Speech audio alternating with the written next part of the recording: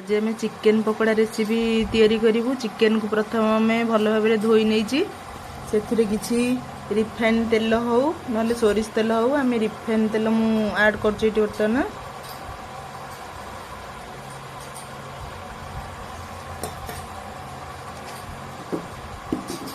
तापर हलदी ऐड कर काश्मीरी चिली ऐड करवा रेड हाँपाई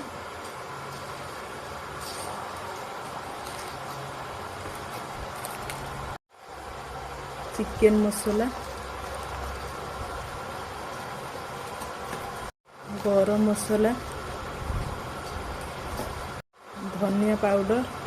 ये राग हाँपाई ये हूँ अदा रसुण छेचा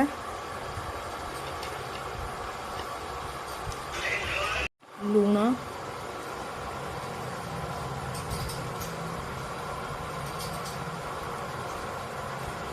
कॉर्नफ्लोर रेड फूड कलर किसी ऐड कर अंडा दीटा ऐड करदे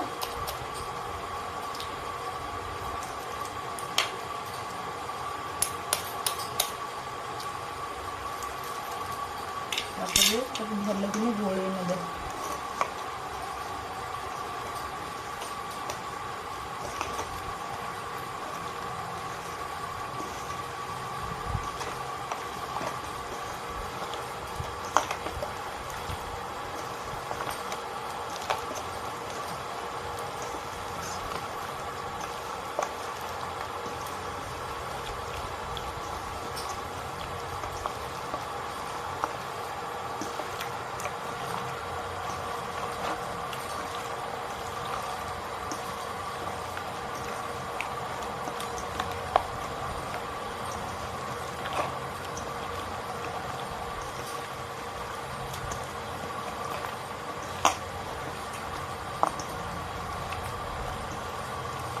भल भाव गोली नहीं गला घंटाटे रखी ना घंटाटे तापर छाणिया देखो चिकेन जो घंटाटे पूरा बॉयल हो जाए पूरा मेल्ट हो जाए एपटे तेल गरम हो जाए पकेबा चिकेन को से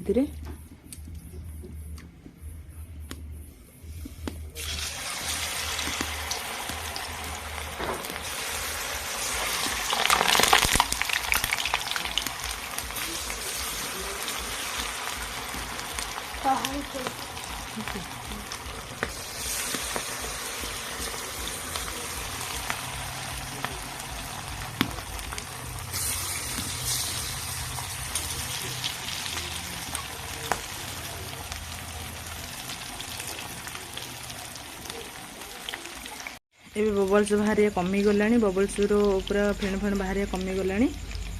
एबे चिकेन पकोड़ा पूरा